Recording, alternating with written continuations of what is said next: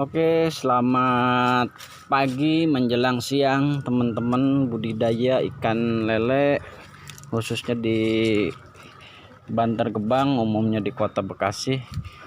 Nah, ini saya coba akan mengulas, memberikan tutorial mengenai cara memberi pakan ternak ikan lele yang baik dan benar. Oke, setelah pakan ikan dibibis, kita akan coba berikan ke lele. Jadi setelah pakan lunak, setelah lembut, peletnya dikasih air,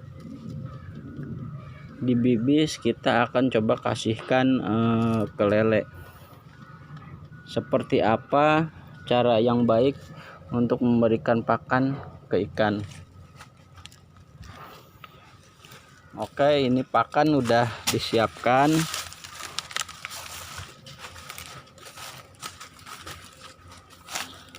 Oke ya teman-teman. Nah, ini pakannya sudah dibibis. Cara memberikan pakan ternak ikan lele. Oke, kita coba ulas sedikit ya. Salah satu aspek atau keberhasilan ternak lele adalah proses pemberian pakan. Proses pemberian pakan juga berpengaruh pada kualitas air, meratanya pertumbuhan ikan, dan tingkat kematian. Beberapa hal berikut ini berkaitan dengan pemberian pakan ternak lele yang dipelihara. Oke, yang pertama, berikanlah pakan secara teratur atau terjadwal. Pemberian pakan ikan lele sebaiknya dilakukan secara teratur. Tentukan kapan dan berapa kali dalam sehari waktu pemberian pakan. Minimal baik 2 kali. Misalkan dalam sehari dilakukan 2 kali, pagi dan sore, atau 3 kali, pagi, siang, dan malam. Untuk pemberian pakan 3 kali sehari, waktunya pagi hari, dapat dilakukan antara jam 8 hingga jam 9. Siang antara jam 1 hingga jam 2, dan malam antara jam 8 hingga jam 9. Dari pengalaman, jika memberikan pakan dilakukan terlalu pagi, lele kurang nafsu makan. Nah, ini teman-teman, ini anak pertama saya udah beranjak dewasa, namanya Abang Entis. Nah, ini lagi memberikan pakan tuh sedikit, pelan-pelan. Nah, ini udah kelas 6 ya Kak, kelas 5 apa kelas 6 Kak sekolahnya Kak? Nah, ini Kak Entis sudah kelas 6. Nah, sekolahnya lulusan corona, jadi tahu-tahu lulus aja, walaupun nggak masuk sekolah, adanya di rumah, tapi tetap dia rajin belajar.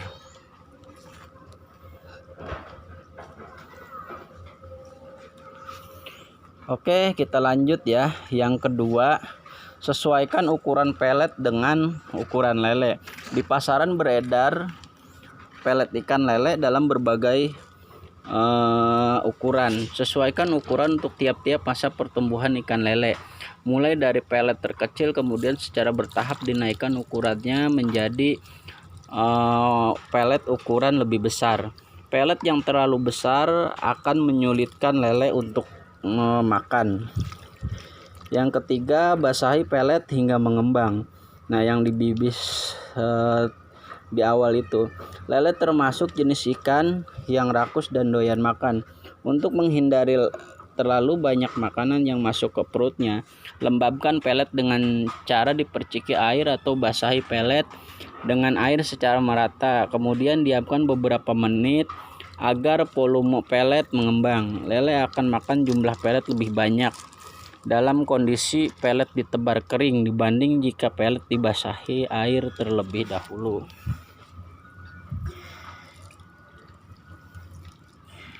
Pelet kering ini nantinya akan mengembang di dalam perut ikan lele, sehingga perut lele menjadi sesak dan dapat mengganggu kesehatan lele sampai timbulnya kematian. Ikan yang kekenyangan, salah satu indikatornya adalah menggantung, diam dalam posisi miring di bawah permukaan air. Kemudian yang keempat, tambahkan prebiotik. Ada baiknya selain dibasahi pakan ikan juga dicampur dengan prebiotik dan vitamin. Satu paket botol yang berisi dua hal tadi dapat dibeli dengan mudah di toko makanan ikan. Selain baik bagi ikan, probiotik dapat menjaga kualitas air dan menguraikan sisa-sisa bahan organik dalam kolam sehingga tidak mengganggu kesehatan ikan. Yang kelima, beri makan secukupnya, jangan bersisa. Nah, ini si kakak sedang mempraktekkan pemberian pakan ke ikan secara merata, secara menyebar, menaburkannya secara meluas, secara padat, secara renggang, menyebar merata sehingga ikan kebagian semua. Ini kan ada yang jatuh-jatuh tuh di ubin, turunin, dorong. Nah gitu. Oke, dilanjut ya abang-abang pembudidaya ikan lele. Pemberian pakan dilakukan dengan penebaran secara berangsur-angsur. Jangan sekali masuk atau lempar ke dalam kolam. Sekiranya ikan terlihat tidak bernafsu lagi mengejar makanan, penebaran pakan segera dihentikan. Ini dilakukan untuk menghindari banyaknya pelet tersisa yang akan tenggelam di dasar kolam dan dapat berpengaruh ke kualitas air kolam.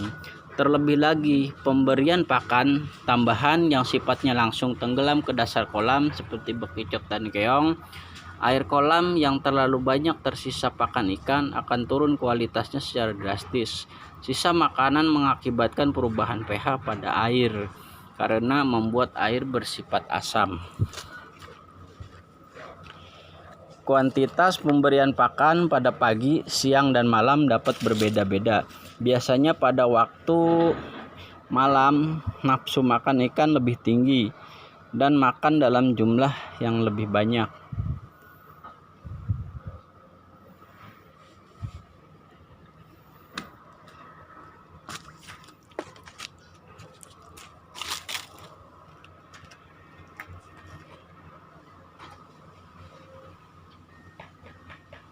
Oke, ini suasana lingkungan kolam perintis sukses mandiri yang ada di Ciketing Udik, Kecamatan Bantar Gebang ya.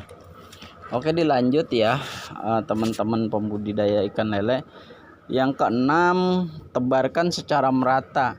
Tebarkan pakan secara merata terutama untuk kolam dan tingkat kepadatan tinggi. Kepadatan kolam yang tinggi akan menyulitkan ikan bergerak menggapai pakan. Dengan tebar secara merata, diharapkan semua ikan mendapat jatah makanannya. Penebaran yang tidak merata menyebabkan banyak ikan lele yang memiliki ukuran terlalu jauh berbeda. Yang ketujuh, jaga kondisi kolam tetap tenang.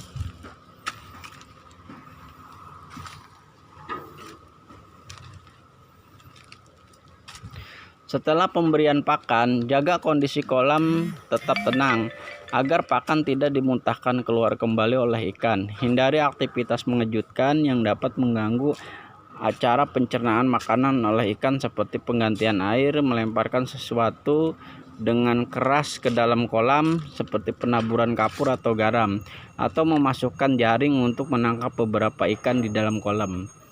Yang kedelapan, hindari pakan tambahan mentah. Pakan tambahan yang lebih murah atau gratis seperti ayam mati atau ayam tiren, bekicot atau keong mas dapat diaplikasikan untuk mengurangi biaya pembelian pakan. Makanan berupa daging yang masih mentah sebaiknya direbus dahulu atau dibakar dahulu. Diberikan pada ikan. Nah, ini adalah contoh yang salah nih. Si kakak sambil main-main nih. Nah, ini ikan sudah responsifnya mulai berkurang. artinya sudah kenyang, tapi pakannya ditumpahin satu titik nih, nanti segerombolan itu hanya kenyang sendiri, yang lainnya yang masih jauh tuh nggak ketebar. Naik pakan nih habis nih, lele akan makan sekenyangnya sekuatnya, dia nggak kira-kira atau nggak punya perasaan udah kenyang atau belum. Selama ada makanan di depannya, dia akan tetap makan sampai dia kekenyangan, buncit, bahkan perutnya iritasi dan meleduk. Oke, kita lanjut ke materi ya. Makanan berupa daging yang masih mentah sebaiknya direbus dahulu atau dibakar dahulu baru diberikan pada ikan.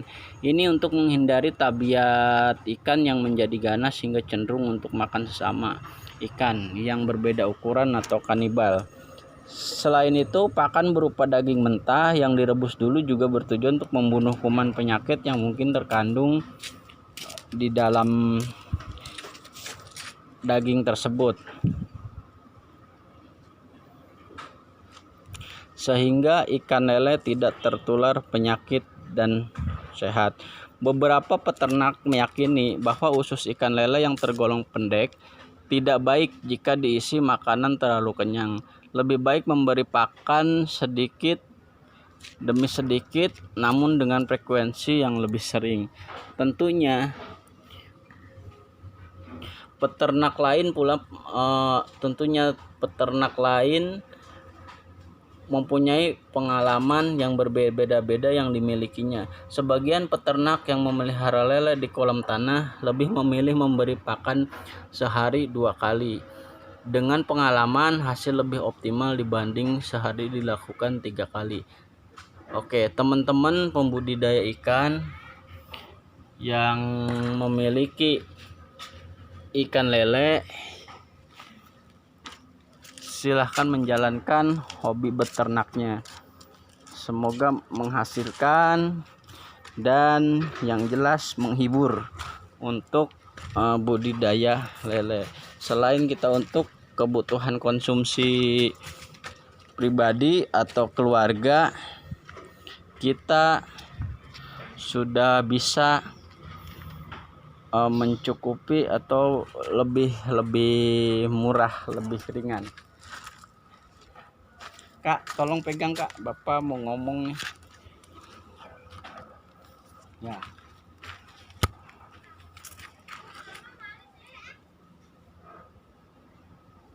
Apa mah? Bisa ada.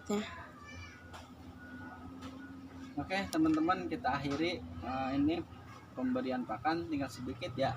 Yuk let's go sini teman-teman ke kolam. Ini tinggal sedikit nih, kita habisin ya.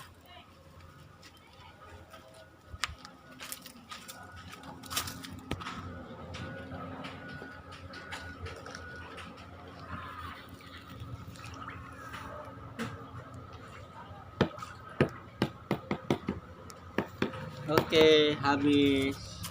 Oke, untuk para peternak ikan lele tetap semangat, tetap terus berbudidaya. Wassalamualaikum warahmatullahi wabarakatuh. Salam sejahtera peternak perikanan.